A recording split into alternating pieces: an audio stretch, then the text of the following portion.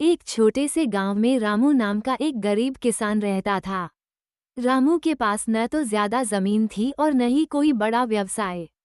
वो रोज सुबह सूरज उगने से पहले उठता और दूसरों के खेतों में मजदूरी करके अपने परिवार का पेट भरता था। रामू की जिंदगी आसान नहीं थी। कभी मौसम खराब हो जाता तो कभी मजदूरी नहीं मिलती, लेकिन वो कभी हार नहीं मानता था।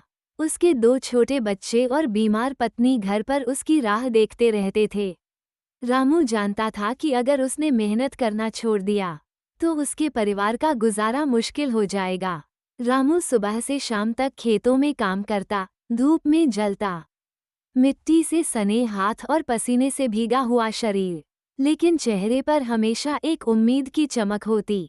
वो कहता, मेहनत से कमाई गई रोटी सबसे स्वादिष्ट होती है। एक दिन गांव के एक बड़े जमींदार ने रामू को अपने खेतों में काम करने का मौका दिया।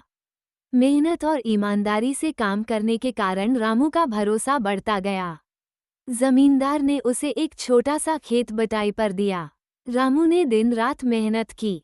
वो सुबह खेत जोतता, दोपहर में पानी देता और रात में फसल की देखभाल करता। धीरे धीरे उसकी मेहनत रंग लाई। खेत में अनाज लहलहा उठा।